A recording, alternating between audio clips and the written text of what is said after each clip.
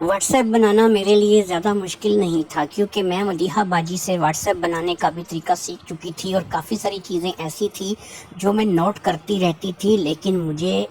ایسا ظاہر کرتی تھی کہ ان چیزوں کے بارے میں کچھ بھی پتہ نہیں ہے، تاکہ میں بڑی آسانی کے ساتھ وقت آنے پر ان کو استعمال کر سکوں۔ میں نے اسی سم پر اپنا نیا واٹس ایپ بنایا تھا، جس سم کو میں سمیرا سے لے کر کے آئی تھی، کیونکہ میں اپنی کوئی اور سم شو نہیں کرنا چاہتی تھی، خاص طور پر وہ نمبر جو میرا سب جانتے تھے اور جو نمبر میرے استعمال میں تھا، وہ نمبر تو کسی کو میں بتانا نہیں چاہتی تھی کہ اس نمبر پہ واٹس ایپ بنا کر میں شو کر دوں تو ایک لمحے میں پتہ چل جائے گا کہ یہ واٹس ایپ کسی اور نے نہیں، میں نے کیا ہے۔ لیکن سمیرا والی سم کا اگر نمبر شو ہوگا تو وہ اس کے ماں یا باپ دونوں میں سے کسی کے نام سم ہے، تو مجھے اس کی زیادہ فکر نہیں تھی، کیونکہ اگر سمیرا کے مام یا باپ کا ڈیٹا جو ہے یہ نکالا بھی جاتا ہے تو یہ لوگ سمیرا کو اس قدر زیادہ نہیں جانتے تھے۔ ہاں، نازیہ سمیرا کو بہت اچھے طریقے سے جانتی تھی، لیکن ہو سکتا ہے کہ اس بات تک نوبت ہی نہ پہنچے۔ مدیحہ اور مرجان جو ہے یہ سمیرا کو نہیں جانتے تھے، پھر ضروری نہیں ہے کہ یہ لوگ ڈیٹا نکالتے یا پھر یہ معلوم کرنے کی کوشش کرتے کہ یہ کس کا واٹس ایپ نمبر ہے۔ خیر، میں نے واٹس ایپ تو بنا لیا، اور میں نے ساتھ ہی ساتھ مزید فولڈروں کو بھی کھنگالنا جاری رکھا۔ مجھے وہ 5 فولڈر بھی دیکھنے تھے ایک ایک کر کے کہ جس میں مزید لوگوں کی اور لوگوں کی بچیوں کی ویڈیو تھی۔ میں نے اس میں کچھ زیادہ عمر کی عورتوں کو بھی دیکھا کہ جو ہماری عمر کی تو نہیں تھیں، لیکن وہ کچھ سیانی سی عورتیں تھیں جن کی عمر 35-40 سال یا اس سے بھی زیادہ رہی ہوگی۔ یعنی سیٹھ ابراہیم نے ہر عمر کی عورت سے اپنا مقصد پورا کیا ہوا تھا۔ واٹس ایپ بنانے کے بعد چونکہ میری جو توجہ تھی وہ صرف ماریا والی ویڈیو پہ تھی، اور میں ماریا کی تمام ویڈیوز کو بڑی اچھی طرح سے نہ صرف کہ دیکھ سن چکی تھی، بلکہ میں نے ماریا کی ساری ڈیٹیل کو بھی اچھے طریقے سے اپنے پاس محفوظ کر لیا تھا۔ مجھے یہ پتہ چل چکا تھا کہ ماریا کون ہے، اور ماریا جو ہے اس کا تعلق سیٹھ ابراہیم سے کیا ہے۔ بیسکلی میں آپ کو یہ بتا دوں کہ جو انفارمیشن ماریا کے بارے میں مجھے ملی تھی وہ میں انفارمیشن آپ کے ساتھ شیئر کرتی چلوں، اور یہ انفارمیشن انہی ویڈیوز میں تھی جو کہ 25-30 ویڈیو ماریا کی میرے پاس مختلف فولڈروں میں موجود تھی۔ ان کے مطابق ماریا کی والدہ ایک غیر ملکی عورت تھی جو کہ انگریز تھی، جو کہ باہر کے ملک سے پاکستان آئی تھی، اور اس سے سیٹھ ابراہیم نے محبت کی اور پھر اس نے اس سے شادی کر لی۔ ماریا کی شادی جو تھی، ماریا کی امی کی شادی جب سیٹھ ابراہیم سے ہوئی تو اس کو علیحدہ بنگلہ، علیحدہ گاڑی اور علیحدہ سارا نظام رکھا، اور اپنے ان گھر والوں کو یعنی بشرا بی بی کو اور مدیحہ اور مرجان کو ان تمام باتوں سے لا علم رکھا کہ اس نے دوسری شادی بھی کر رکھی ہے۔ وہ وہاں جاتا رہا اپنی دوسری فیملی کے پاس میں، اور پھر اپنی دوسری فیملی کو بھی وہ اسی طریقے سے ہی رکھتا رہا جیسا کہ وہ ہمیں رکھتا تھا، یعنی کہ یہاں پر اپنی اس فیملی کو۔ پھر ایک دن ایسا ہوا کہ ماریا کی امی نہ رہی۔ یہ باتیں مجھے اس لیے پتہ چلی تھیں کیونکہ میں جب دیکھتی تھی کہ جب سیٹھ ابراہیم جو ہے یہ ماریا کے ساتھ جو ہے وہ کچھ کر رہا ہوتا تھا یا پھر یہ ماریا کو استعمال کر رہا ہوتا تھا، تو ماریا جو ہے وہ اکثر جو ہے ان چیزوں کی دہائی دیتی رہتی تھی کہ کچھ خیال کرو، تم کتنے بے غیرت ہو، میں تمہاری بیٹی ہوں، مجھے تم نے کس کام پہ لگا دیا ہے، میری ماں کو تم نے یہ کر کے پھنسایا، یہ کیا وہ کیا۔ لیکن مجھے اس میں ان تمام باتوں میں ماریا کی بے بسی صاف دکھائی دیتی تھی، کیونکہ ماریا جو تھی وہ کچھ بھی کرنے کے قابل نہیں تھی، ابھی اس کی اتنی زیادہ عمر نہیں تھی، اور نہ ہی ماریا جو ہے وہ ان معاملات کو جانتی سوچتی سمجھتی تھی۔ وہ میں نے آپ کو بتایا کہ ان ویڈیوز کے مطابق اس کی عمر 14 سال تھی، اور مجھے ہر حال میں اب ماریا کو ملنا تھا کیونکہ میں ماریا کی مدد کر سکتی تھی اور اس کی جان سیٹھ ابراہیم سے ہمیشہ کے لیے چھڑا سکتی تھی۔ اسی کے لیے میں نے ایک واٹس ایپ بنا لیا تھا، اور اس واٹس ایپ پہ میں یہ تمام ویڈیوز اب مدیحہ باجی اور مرجان کو بھی سینڈ کرنے والی تھی، لیکن اس سے پہلے میں نے اپنے تمام جو باقی کے فولڈر تھے ان کو بھی کھنگالنا جاری رکھا۔ مجھے ان میں بھی کوئی ایسی بات چاہیے تھی کہ جو اور میرے لیے کارآمد ثابت ہوتی، میں اپنا آپ تو لٹوا چکی تھی، میں تو مجبور تھی، میں نے آپ کو اپنی ساری کہانی تو سنا دی ہے، لیکن اب میں چاہتی تھی کہ اس شیطان کو ایکسپوز کروں، کیونکہ مجھے اس چیز کا دکھ تھا کہ ایک باپ اپنی بیٹی کے ساتھ بھی ایسا کر سکتا ہے۔ چلو میں تو پرائی تھی، میرے ساتھ تو جو بھی ہوا تھا، حتیٰ کہ میں آپ کو یہ بھی بتاتی چلوں کہ میں بچپن ہی سے اسی گھر میں پل بھر کے بڑی ہوئی تھی۔ حق نمک ادا کرنے کی جہاں تک بات تھی تو میں حق نمک کے لیے اپنے مالکوں کے لیے جان دے سکتی تھی، اور میں نے جان دینے سے کبھی پیچھے بھی نہیں ہٹی تھی۔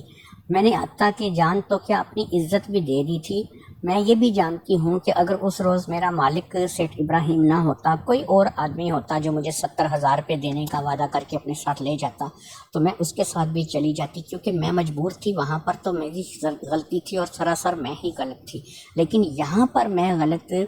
اس لحاظ سے نہیں تھی کہ ایک باپ جو ہے وہ اپنی بیٹی کے ساتھ ایسا سلوک کرے، جو کہ میاں بیوی کا تعلق ہے وہ اپنی بیٹی کے ساتھ قائم کرے۔ یہ بات مجھے ہضم نہیں ہو رہی تھی۔ پتہ نہیں میں صحیح کر رہی تھی یا غلط کر رہی تھی، یا پھر ہو سکتا ہے کہ میں یہ سب کچھ اس لیے کر رہی تھی کہ اس سیٹھ ابراہیم نے مجھے لوٹا تھا، میں مجبور تھی، لٹ گئی تھی، لیکن میرے اندر ایک غصہ ضرور تھا، ایک لہر ضرور تھی کہ مجھے میرے ہی سیٹھ نے لوٹا ہے۔ ہو سکتا ہے میں اپنے ہی غصے کا انتقام لینا چاہ رہی ہوں، لیکن مجھے اس وقت اپنی اس ساری کیفیت کی کچھ بھی سمجھ نہیں آ رہی تھی کہ بہرحال یہ سب کچھ میں کیوں کر رہی ہوں، یا پھر کوئی غیبی طاقت ہے جو مجھ سے یہ سب کچھ کروائے چلے جا رہی ہے۔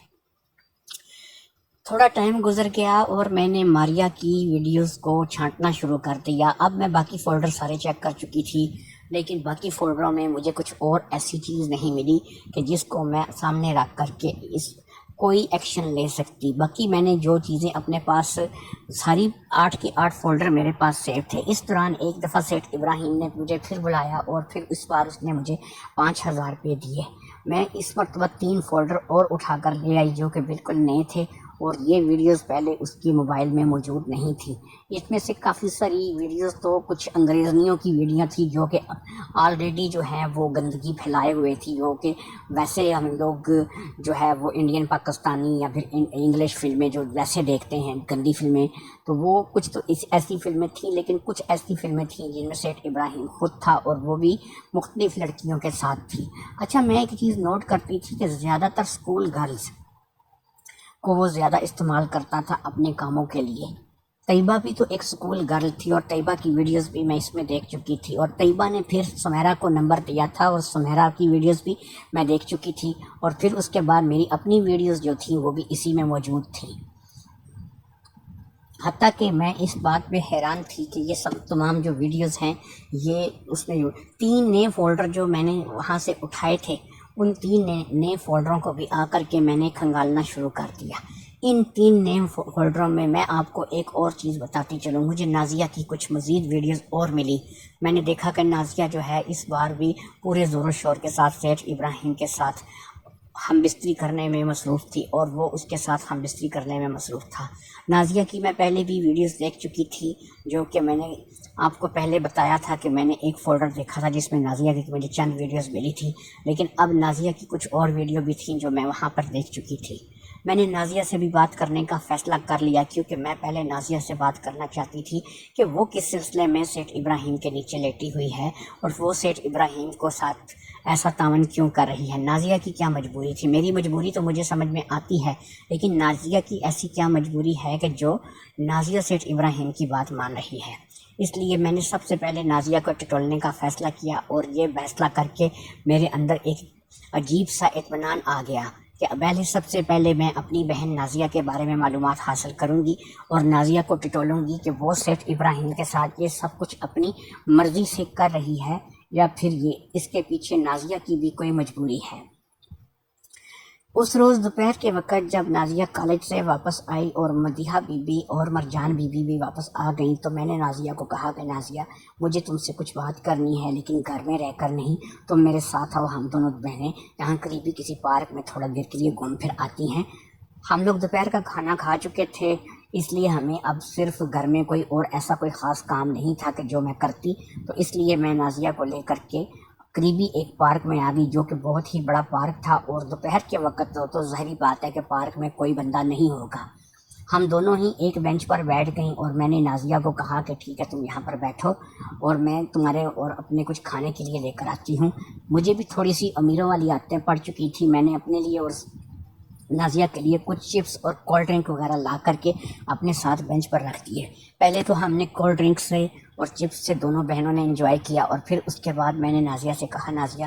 میں تم سے کچھ بات پوچھنا چاہتی ہوں، مجھے جھوٹ نہیں بولنا، جو بھی ہے سچ بتانا۔ تو نازیہ کہنے لگی تم میری چھوٹی بہن ہو، میں نے آج تک تم سے کبھی کوئی جھوٹ نہیں بولا، میں تمہیں سچ سچ بتاؤں گی، مجھے بتاؤ کہ ایک ایسی کون سی بات ہے جس کے لیے تم مجھے یہاں لے کر آئی ہو۔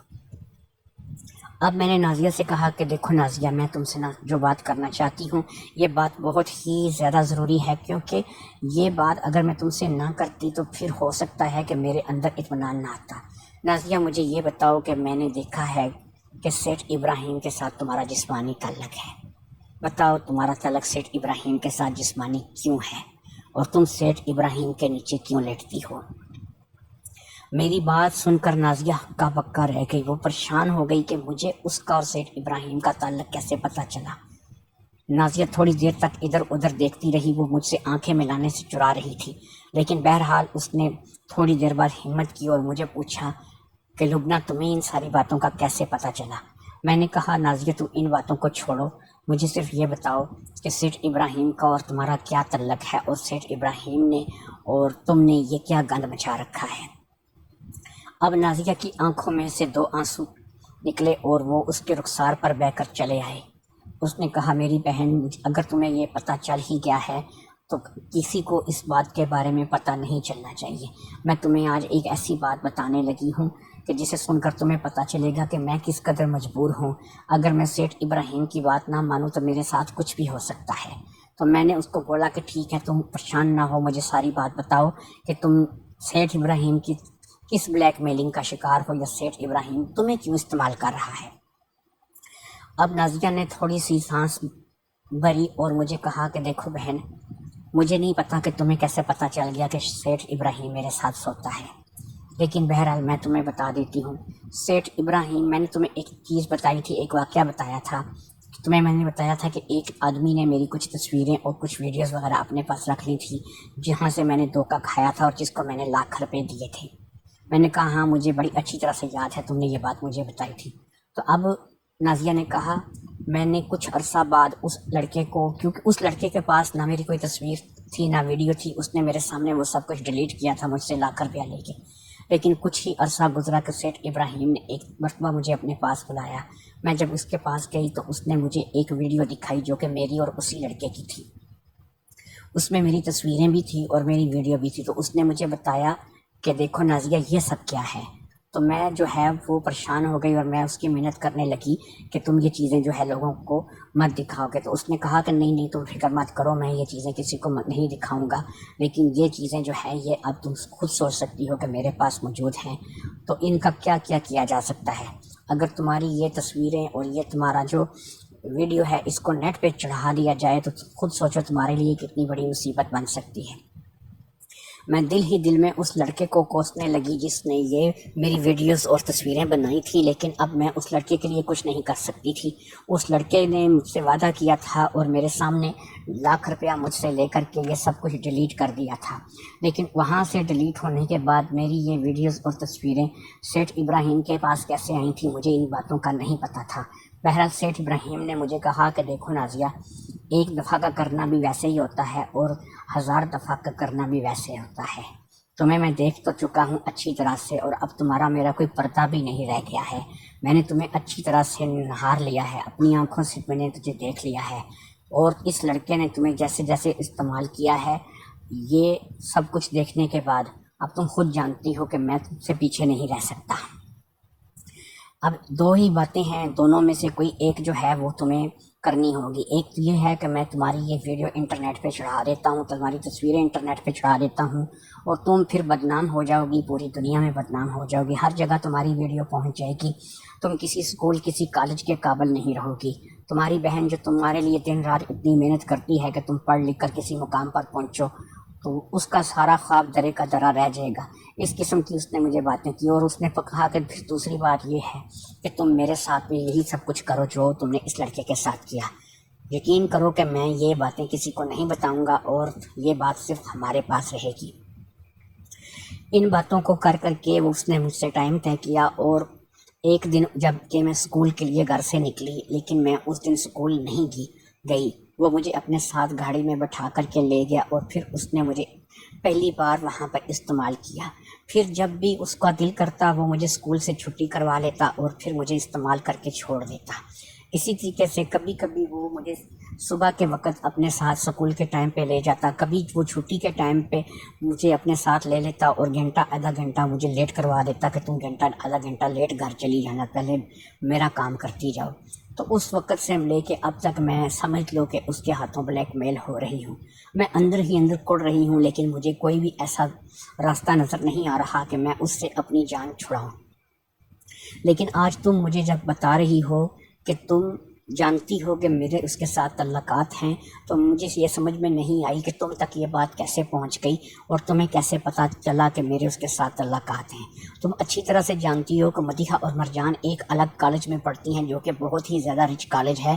جہاں پہ امیروں کے بچے پڑھتے ہیں۔ میں تو ایک ایسے کالج میں پڑھتی ہوں کہ جہاں مدیحہ اور مرجان بھی نہیں جاتی، تو ان کے ذریعے سے یہ بات پھیل سکتی تھی۔ تو تم تو کبھی کسی اسکول کالج نہیں گئی اور نہ ہی تمہیں اس چیز کا پتہ ہے کہ میرے اسکول کالج میں کیا ہوتا ہے، تو اس لیے تم مجھے بتاؤ کہ تمہارے تک یہ ساری باتیں، یہ ساری خبریں کیسے پہنچ گئیں۔ اب میں نے اس سے کہا کہ ٹھیک ہے نازیہ، میں سمجھ گئی ہوں تمہارے ساتھ کیا ہوا ہے، میں مانتی ہوں کہ ایک دفعہ کی تم بلیک میل ہوئی اور تم نے اپنے اس ویڈیوز کے لیے اپنے اس لڑکے کو جو کہ تمہارے ساتھ یہ سب کچھ کر رہا تھا 1,00,000 روپے ادا کیے، اور وہ 1,00,000 روپیہ لینے کے باوجود اس لڑکے نے ہو سکتا ہے کہ اصل ویڈیو ڈیلیٹ نہ کی ہو، اصل تصویریں ڈیلیٹ نہ کی ہوں۔ مجھے ایسا لگ رہا ہے کہ تمہاری وہ ویڈیو اور وہ تصویریں یا تو سیٹھ ابراہیم نے ہی بنوائی تھیں اس لڑکے کو تمہارے ساتھ محبت کا ناٹک کروانے کا کر کے، کیونکہ اگر وہ سیٹھ ابراہیم کے کہنے پر لڑکا نہ آگے آیا ہوتا تو یہ تمہاری ویڈیوز یا تصویریں سیٹھ ابراہیم کے پاس نہ آتی۔ یا تو اس کام میں سیٹھ ابراہیم خود شامل ہے، اس نے تمہارے ساتھ یہ سب کچھ کروانے کے لیے اور تمہاری کمزوری کو ہاتھ میں لینے کے لیے ایک لڑکے کو آگے کیا اور اس کے ساتھ مل کر یہ کام کیا، یا پھر دوسرا یہ ہے کہ جب تمہاری ویڈیو اس لڑکے نے بنا لی اور تمہاری تصویریں اس لڑکے نے بنا لی تو کسی نہ کسی طریقے سے اس بات کا سیٹھ ابراہیم کو علم ہو گیا اور سیٹھ ابراہیم نے اس کو پیسے دے کر کے اصل ویڈیو اور اصل تصویریں اس سے لے لیں۔ یہ سب کچھ تو یا وہ لڑکا بتا سکتا ہے یا خود سیٹھ ابراہیم بتا سکتا ہے۔ اب سیٹھ ابراہیم سے پوچھنے کی ہم دونوں کی طاقت نہیں ہے، اور رہ گیا وہ لڑکا تو تم اس لڑکے سے پوچھ سکتی ہو، لیکن ہو سکتا ہے کہ وہاں پر بھی تمہیں کوئی ایسا سرا نہ ملے۔ ہم دونوں کو فی الحال ان چیزوں کو نہیں دیکھنا ہے، مجھے جو کرنا ہے وہ میں سوچ کے بیٹھی ہوں۔ ٹھیک ہے، مجھے تم سے پتہ چل گیا ہے کہ تمہاری کیا مجبوری ہے اور تم سیٹھ ابراہیم کے نیچے کیوں لیٹتی ہو اور اس کے ساتھ تمہارا کیا معاملہ ہے، یہ مجھے سب کچھ پتہ چل چکا ہے۔ اب نازیہ نے مجھے کہا، مجھے ایک بات بتاؤ میری بہن، میں تم سے ایک بات پوچھنا چاہتی ہوں۔ میں بہت اس چیز کو جاننے کے لیے بےتاب ہوں اور میں بڑی پریشان ہوں کہ تمہیں کیسے پتہ چل گیا، کیونکہ اگر تمہیں پتہ چل گیا تو اور لوگوں کو بھی پتہ چل سکتا ہے۔ میں نے اس سے کہا کہ مجھے اس لیے پتہ چل گیا کہ میں بھی سیٹھ ابراہیم کے نیچے لیٹتی ہوں، میں بھی سیٹھ ابراہیم کے ساتھ جاتی ہوں اور وہ مجھے بھی استعمال کرتا ہے۔ اب کی بار نازیہ نے میری بات سنی تو وہ اچھل پڑی، حیرت سے اس کا منہ کھلے کا کھلا رہ گیا۔ اس نے کہا، میری بہن، میری تو مجبوری ہے کہ میں بلیک میل ہو رہی ہوں، تمہیں کیا مجبوری ہے؟ تو میری چھوٹی بہن ہے، میرے لیے اتنا کام کر رہی ہے، اتنی محنت کر رہی ہے، تو تیری بلیک میل ہونے کی کیا وجہ ہے؟ تو پھر میں نے اس سے اپنی وجہ بتانی شروع کر دی۔ میری وجہ جان کر وہ بھی حیرت میں رہ گئی۔ اس نے کہا کہ یقین کرو میری بہن، اگر تمہارا 70,000 روپیہ کمیٹی کا کمرے میں پڑا تھا تو میں نے وہ کبھی بھی نہیں لیا اور نہ ہی مجھے ان پیسوں کی ضرورت تھی۔ تم اچھی طرح جانتی ہو کہ میں نے کبھی بھی ایسی کوئی چیز نہیں کی۔ اگر مجھے کچھ پیسوں کی ضرورت ہوتی تو میں تم سے مانگ لیتی، اور ویسے بھی تم میرے خرچے وغیرہ خود ہی پورے کرتی رہتی ہو، مجھے تم سے مانگنے کی کبھی ضرورت نہیں آئی۔ ان تمام باتوں کے بعد ایک بات تو طے ہو گئی کہ اب مجھے یہ بھی پتہ چلانا تھا کہ وہ 70,000 روپیہ کس نے اٹھایا تھا۔ سیٹھ ابراہیم زندگی میں کبھی میرے کمرے میں نہیں آیا تھا جہاں پر میں سوتی تھی کہ میں کہتی کہ سیٹھ ابراہیم نے ہی وہ 70,000 روپے کے پیسے اٹھائے، اور پھر اس نے مجھے وہ 70,000 روپے کے لیے اتنا مجبور کروا دیا کہ میں اس کے نیچے لیٹنے کے لیے تیار ہو گئی۔ بہرحال کوئی نہ کوئی کھچڑی تو تھی جو کہیں پک رہی تھی۔ اس لڑکے سے ویڈیو سیٹ ابراہیم کے پاس نازیہ کی کیسے پہنچ گئی، نازیہ اور اس لڑکے کے تعلق سیٹ ابراہیم پر کیسے کھل گئے، نازیہ کو کیوں بلیک میل ہونا پڑا، یہ سب باتیں جان کر کے، ان سب باتوں کو سامنے رکھ کے ایک بات جو تھی وہ میری سمجھ میں بہرحال آ گئی تھی، اور وہ یہ آ گئی تھی کہ مجھے کسی نہ کسی طور پر اب ان تمام چیزوں کا سراغ لگانا ہے۔ میں کیونکہ آپ کو میں آپ کو ایک اور چیز بھی بتاتی چلوں اپنے بارے میں کیونکہ جاسوسی ڈرامے اور فلمیں اور CID وغیرہ بہت دیکھا کرتی تھی، اس لیے میرے اندر شاید یہ چیزیں کچھ ضرورت سے زیادہ ہی تھیں۔ اس لیے میں نے پورا فیصلہ کر لیا تھا کہ اب میں اپنے ان 70,000 روپے کا بھی سراغ لگاؤں گی کہ وہ کہاں گم ہو گئے۔ پھر اس کے بعد میں یہ بھی کہ وہ ویڈیو جو نازیہ کی تھی اس لڑکے کے پاس، وہ کیسے سیٹ ابراہیم کے پاس پہنچی، اور اس لڑکے کا سیٹ ابراہیم سے کیا تعلق یا واسطہ ہے۔ ان تمام باتوں کو جاننے کے لیے مجھے ان تمام باتوں کا سراغ لگانا ضروری تھا۔ اب میں پوری جاسوس بن چکی تھی اور مجھے اب ان چیزوں کا بھی دھیان رکھنا تھا۔ میں نے نازیہ کو اس بات سے منع کیا اور اس سے حلف لیا کہ وہ کسی کو بھی یہ باتیں نہیں بتائے گی، اور پھر میں نے نازیہ کو یہ بھی بتا دیا کہ میری اور نازیہ کی بہت ساری بلیو فلمیں، بلیو ویڈیوز بن چکی ہیں جو کہ سیٹ ابراہیم کے پاس ہیں۔ میں نے اپنا اینڈرائڈ سیٹ اپنے پاس رکھا ہوا تھا اور میں نے اس میں سے کچھ فولڈر اوپن کر کے، کچھ چیزیں اوپن کر کے وہاں پر نازیہ کو پارک میں بیٹھے بیٹھے دو چار فلمیں دکھا بھی دی۔ ماریا والی بات میں گول کر کے، اور نہ ہی میں نازیہ کو ماریا والی بات میں شامل کرنا چاہتی تھی۔ جب نازیہ نے اپنی بلیو پرنٹ فلمیں دیکھی اور ساتھ میں میری فلمیں اس نے دیکھی تو وہ ہکا بکا حیران رہ گئی۔ ہم دونوں بہنیں ہی وہاں سے واپس ہوئیں اور پھر اپنے اپنے منہ کو بند رکھنے کا فیصلہ کیا، اور ساتھ بھی میں نے ذہن بھی بنا لیا کہ میں اب بہت جلد جو ہے وہ اس سیٹ ابراہیم کا پتہ صاف کروں گی، اس کو ایکسپوز کرنا ہے۔ میں اسے جان سے تو نہیں مار سکتی اور نہ ہی میں اس سے کوئی انتقام یا بدلہ لے سکتی ہوں، لیکن میں اس کو ایکسپوز ضرور کروں گی، اور اس کو ایکسپوز کرنے کا ایک ہی راستہ میرے ذہن میں آ رہا تھا کہ وہ اپنی بیٹی کے ساتھ یہ سب کچھ کرتا ہے، اور بیٹی بھی وہ جس کے بارے میں مدیحہ اور مرجان کو پتہ نہیں تھا۔ اس لیے اگر اس بیٹی کا سراغ میں لگا لوں اور اس بیٹی تک میں پہنچ جاؤں تو میں مدیحہ اور مرجان کے آگے سرخرو ہو سکتی تھی۔ مجھے اپنی ویڈیوز کا یا نازیہ کی ویڈیوز کا اب کوئی پرواہ نہیں رہی تھی۔ ہم لوگ دونوں تو غریب تھیں، ہم لوگ اگر بدنام بھی ہو جاتی تو ہمیں جو ہے وہ اتنی بدنامی اس قدر نہیں جھیلنی پڑتی، لیکن یہ تو امیر لوگ تھے، ان کا تو پوری دنیا میں، پورے شہروں میں ہر جگہ چرچا ہو جانا تھا۔ اسی چیز کو سوچ کر کے، اسی چیز کو لے کر کے میں اب مطمئن ہو گئی تھی۔ ایک لمحے کے لیے میرے ذہن میں آیا کہ میں بھی ماریا اور سیٹ ابراہیم کی جو ویڈیوز ہیں ان کو نیٹ پہ چڑھا دوں، کہ اس کے بعد سیٹ ابراہیم کی تو وہ بےزتی ہوگی، کیونکہ سیٹ ابراہیم کو نہ صرف کہ پاکستان میں بلکہ پاکستان کے باہر بھی لوگ جانتے تھے، اور ہر جگہ سیٹ ابراہیم سیٹ جو ہے اس کی پہنچے گی۔ لیکن مجھے اس میں پھر اپنی جان کا اور اپنے معاملات کا خطرہ بھی نظر آ رہا تھا، کیونکہ سیٹ ابراہیم کو یہ بات اندازہ ہو جانی تھی کہ یہ پھر ویڈیو چڑھانے والا کوئی اور نہیں، صرف میں ہوں۔ یا یہ بھی ہو سکتا ہے کہ اسے مجھ پر فوری طور پہ شک نہ جاتا اور وہ کسی نہ کسی طریقے سے بہرحال مجھے اس بات سے پکڑ لیتا،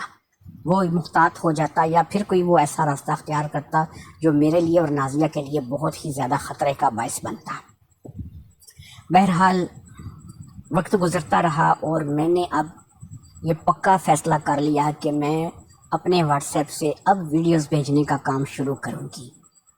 مدیحہ کیونکہ بڑی بیٹی تھی اور وہ تقریباً 21 سال کی تھی، تو یہ کام پہلے میں نے مدیحہ کے ساتھ کرنے کا فیصلہ کیا، کیونکہ جو اس کی چھوٹی بیٹی تھی مرجان وہ 19 سال کی تھی، دونوں ہی جوان تھی، دونوں کا عمر میں صرف 2 سال کا فرق تھا، لیکن میں مدیحہ کو کیونکہ زیادہ اہمیت دیتی تھی، کیونکہ مدیحہ ایک برتباد اور ایک اچھی لڑکی تھی،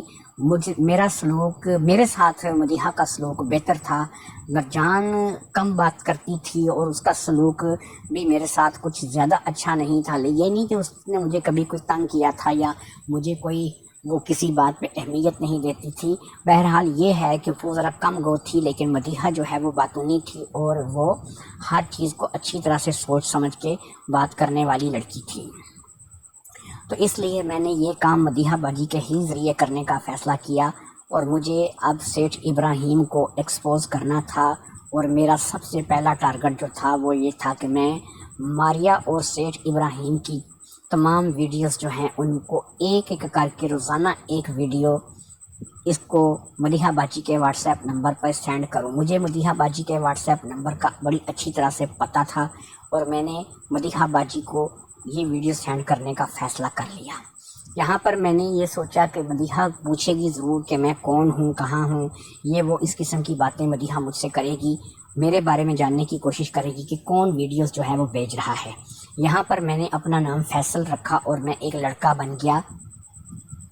یعنی میں لڑکی ہوتے ہوئے میں نے اپنے آپ کو ایک لڑکا ظاہر کیا کہ میں اپنا نام فیصل بتاؤں گی، اور پھر میں فیصل بن کے ہی مدیحہ کو یہ ساری ویڈیوز بھیجوں گی، اور یہ فیصل کون ہوگا اس کا مدیحہ باجی کو بالکل پتہ نہیں ہوگا۔ اس رات جب نازیہ سونے کے لیے لیٹ گئی تو میں نے اپنا اینڈرائڈ سیٹ نکالا، میں نے میموری کارڈ اس میں ڈال کر اپنی سم کو اوپن کیا۔ سم پہ پیکج میں پہلے ہی لگا چکی تھی جو کہ اونلی واٹس ایپ کا پیکج تھا، تو واٹس ایپ پیکج جو تھا یہ میرا پورا 1 مہینے کے لیے تھا جسے میں استعمال کر سکتی تھی۔ میں نے ایک ویڈیو کو مارک لگایا جس میں کچھ باتیں بھی ایسی تھیں کہ جو ابھی مدیحہ باجی کے سمجھ میں آنی ضروری تھی، تو اس میں مجھے یہ پتہ، یعنی کہ مدیحہ باجی کو یہ پتہ چل سکتا تھا کہ ماریہ اور سیٹھ ابراہیم باپ اور بیٹی ہیں، اور ان کے ساتھ ان کا کیا تعلق ہے اور ان کے ساتھ کیا معاملات ہو رہے ہیں۔ تو ان کے باپ بیٹی ہونے کی جو سب سے پہلی ویڈیو تھی میں نے اس کو سینڈ کرنے کا فیصلہ کیا۔ میں نے اس ویڈیو کو مارک لگایا اور پھر میں نے اسے مدیحہ باجی کے واٹس ایپ پر سینڈ کر دیا۔ تھوڑی دیر تک لوگو گھومتا رہا اور پھر وہ ویڈیو سینڈ ہو گئی۔ یہاں سے میری طرف سے سنگل گڈ ہو چکا تھا، اور اب مجھے اس کے ڈبل گڈ ہونے کی انتظار تھا کہ جیسے ہی وہ ڈبل گڈ ہوگا سمجھو کہ وہ ویڈیو ماریہ باجی نے وصول کر لی۔ ماریہ باجی سونے کے لیے مدیحہ باجی سونے کے لیے جا چکی تھی، اور ظاہری بات ہے کہ مدیحہ باجی کو یہ ویڈیو اب صبح ہی ملنی تھی جیسے ہی اس نے اپنا موبائل اور نیٹ آن کرنا تھا۔ تو ان تمام کاموں سے فارغ ہو کر میں بھی سونے کے لیے لیٹ گئی۔ میں نے اپنے مشن کا آغاز کر دیا تھا۔ مجھے اس شخص سیٹھ ابراہیم کو ایکسپوز کرنا تھا، اور اس کو ایکسپوز کرنے کا صرف ایک ہی طریقہ تھا کہ میں مدیحہ کے ذریعے اور مرجان کے ذریعے سے اس کو ایکسپوز کروں۔ پھر یہ ہے کہ ابھی بشریٰ بی بی بھی زندہ تھی، بہرحال مری نہیں تھی،